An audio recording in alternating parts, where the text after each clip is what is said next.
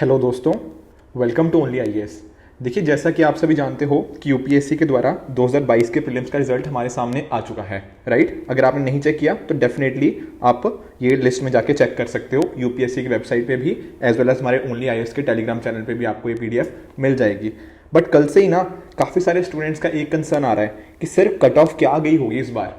देखो, जो official cut off होती है वो तो हमें definitely at the end of the पूरा प्रोसेस ही मिलती है, जब इंटरव्यूज के बाद ही रिजल्ट आता है तो उसके बाद ही एग्जैक्ट कट ऑफ का पता लगेगा।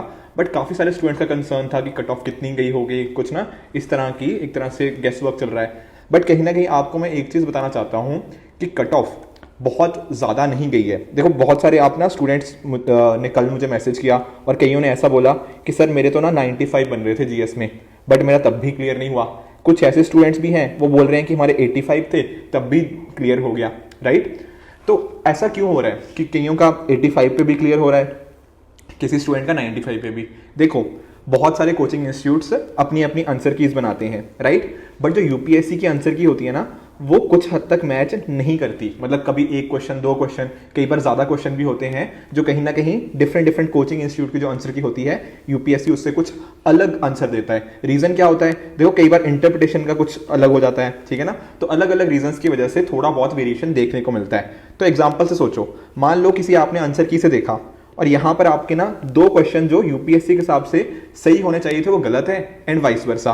तो कहीं ना कहीं ये जो 95 वाला एस्पिरेंट है ना, इसके हो सकता है अगर दो क्वेश्चन ऐसे हों तो कहीं ना कहीं इसको -2.66 इंटू 2। ऐसा क्यों किया? देखो, एक क्वेश्चन 2 मार्क्स का होता है और उसकी नेगेटिव मार्किंग 0.66। तो कहीं ना कहीं अगर आपके दो क्वेश्चन उल्टे हैं ना, उल्टे का मतलब कि आंसर की और यूपीएससी आंसर की के बीच में मिसमैच है, तो आपको नियरली 5 मार्क्स से भी ज्यादा का फर्क देखने को मिल सकता है। और उसी जगह ये जो 85 वाला एस्पिरेंट है, इसको हो सकता है +5 से भी ज्यादा मार्क्स मिल जाए, क्योंकि आंसर कीज में थोड़ा सा वेरिएशन होता है, राइट। तो इस वजह से देखो, ये रीजन है कि 85 वाले एस्पिरेंट्स भी डेफिनेटली क्लियर कर रहे होंगे। ऑन द अदर हैंड कुछ ऐसे एस्पिरेंट्स भी होंगे जिनका 95 पे भी क्लियर नहीं हुआ होगा due to the variation in the answer keys of this thing. But कहीं ना कहीं अगर आपके यहाँ के इसके आसपास भी स्कोर है ना, तो आपको निराश नहीं होना। देखो, आप बहुत ही क्लोज थे कट ऑफ के, कहीं ना कहीं आपका एक क्वेश्चन या ऐसे ही मिस हुआ है, तो आपको ज्यादा इससे अपने आप को निराश नहीं होना है, एंड अगले आपको तैयारी के लिए डेफिनेटली थोड़ा ब्रेक लेके जुट जाना है, राइट। एक चीज मैं थोड़ा सा आपको बताना चाहता हूं कि कट ऑफ क्या गई हो सकती है, जो कि हमने थोड़ा एनालाइज किया है, as well as different aspirant से बात भी करी है। देखो, आप एक चीज नोटिस करो, इस ग्राफ पे अगर आप नोटिस करते हो तो यहां पर ना मैंने number of students who have qualified prelims का मैंने ग्राफ बनाया है। जैसे इस बार लगभग 13,000 के राउंड एस्पिरेंट्स जो थे वो प्रीलिम्स क्लियर किए हैं। पिछले साल ये 9,000 के आसपास था, उसके पहले 10,500 के आसपास, उसके पहले 11,800 एंड प्रायर टू दैट 10,200 के आसपास था। बट कहीं ना कहीं आप एक चीज रियलाइज करो, जब देखो यहां पे जब वैकेंसीज ज्यादा थी तब होना क्या चाहिए था? जब वैकेंसीज ज्यादा हैं तो कहीं ना कहीं जो कट ऑफ थी वो कम जानी चाहिए थी। क्यों कट ऑफ कम जाने का क्या रीजन है? देखो, अगर ज्यादा लोगों को सिलेक्ट करना है ना, जैसे 11,845 है तो ज्यादा लोगों को सिलेक्ट करना है, तो कट ऑफ कम होनी चाहिए थी ना इस केस में। बट यहां पे तो कट ऑफ ज्यादा है। But on the other hand जब सिर्फ 9,000 के आसपास लोगों ने प्रीलिम्स क्लियर किया, उस साल कट ऑफ कितनी गई? 87.5। तो इसका रीजन क्या है? ये उल्टा ट्रेंड क्यों शो कर रहा है? इसके पीछे रीजन है कि एग्जाम का टफनेस लेवल, ठीक है ना।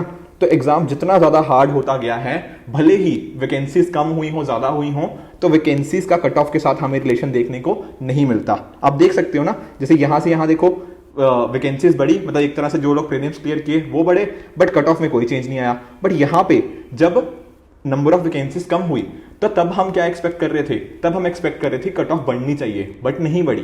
तो कहीं ना कहीं जो एग्जाम के टफनेस का लेवल है ना, वो ज्यादा डिटरमिन करता है as compare to number of vacancies. इसको मैं आपको ना एक और तरीके से प्रूव करता हूं। जैसे इस ग्राफ को देखो, सोचो, समझने की कोशिश करना। मान लो कट ऑफ है 85, एग्जाम्पल से समझा रहा हूं। मान लो कट ऑफ है 85, ठीक है। तो यहां पर ना 85 के आसपास, मान लो जैसे 84 है, तो 84 पे ना बहुत ज्यादा लोग होंगे, ठीक है। और 86 के आसपास भी बहुत ज्यादा लोग होंगे। पर जो एस्पिरेंट्स मान लो जिसका 100 मार्क्स आ रहे हो, ऐसे नंबर ऑफ एस्पिरेंट्स की संख्या बहुत कम होती है।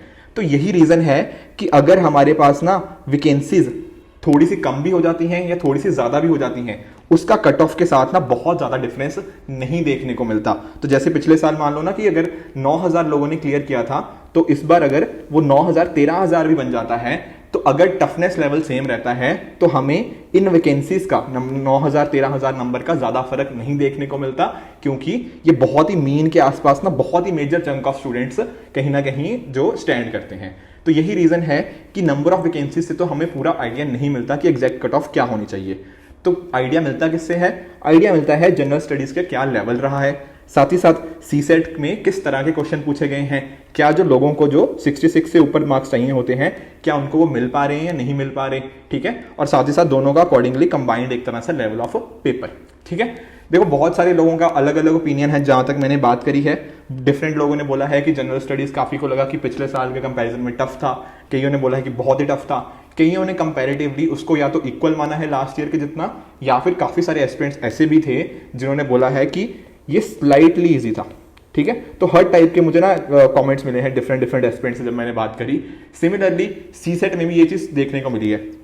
हालांकि सीसेट में एक सरप्राइजिंग चीज पता क्या है, सीसेट में लोगों ने इसको डिफिकल्ट थोड़ा कम बोला, बट ये बोला कि ये लेंदी बहुत ज्यादा था, ठीक है ना। डिफिकल्टी लेवल शायद उतना नहीं था, बट कहीं ना कहीं लेंदी होने की वजह से ना लोगों को ये कंप्लीट करने में दिक्कत आई एंड उस वजह से ज्यादा डिफिकल्टी लेवल बताया जा रहा है।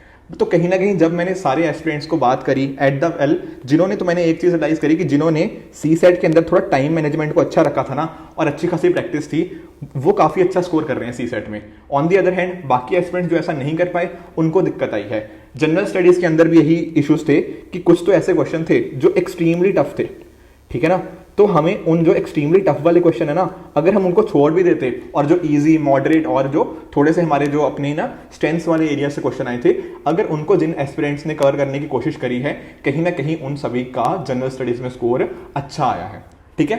And on the basis of that ये सारे चीजें एनालाइज करने के बाद कहीं ना कहीं देखो एग्जैक्ट कट ऑफ प्रिडिक्ट करना तो बहुत ही मुश्किल है, वो तो नेक्स्ट ईयर ही हम देखेंगे कितनी एग्जैक्ट कट ऑफ आई है, बट कहीं ना कहीं हमारी जो असेसमेंट रही है उसके हिसाब से 86 से 87 के आसपास हम एक्सपेक्ट कर रहे हैं कि कट ऑफ इसके आसपास गई होगी, ठीक है। बहुत सारे आई नो एस्पिरेंट्स आप में से एग्री नहीं करेंगे, बोलेंगे कि नहीं सर नहीं 90 से ऊपर है या 95 से ऊपर है, ऐसा भी बहुत लोग आपका ओपिनियन हो सकता है, डेफिनेटली हम उसकी रिस्पेक्ट करते हैं। बट कहीं ना कहीं जो मेरा असेसमेंट है बेसिकली वो 86 टू 87 के आसपास है, बाकी जो एग्जैक्ट कट ऑफ होगी वो तो नेक्स्ट ईयर हमें अकॉर्डिंगली पता चल जाएगी, ठीक है। तो कहीं ना कहीं देखो इस जो कट ऑफ जो हम एक्सपेक्ट कर रहे हैं, इस हिसाब से आपको जो 2023 में जो लोग बेसिकली एस्पायर कर रहे हैं इस एग्जाम को क्रैक करने के लिए, उनको एक चीज नोट करने की जरूरत है कि कट ऑफ चाहे जैसा भी हो पेपर बहुत ज्यादा नहीं जा रही पिछले काफी सालों से।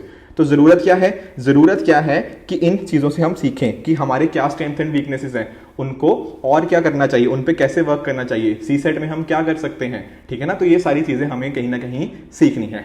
ऑन दी अदर हैंड जिन एस्पिरेंट्स का मेंस क्लियर हो गया है उन सभी को बहुत बहुत कॉन्ग्रेचुलेशंस, एंड आपको टाइम है कि आप अपनी आगे की मेंस की प्रिपरेशन में डेफिनेटली जुट जाएं, क्योंकि नियरली 2.5 मंथ्स के अराउंड ही अब टाइम बचा हुआ है, ठीक है।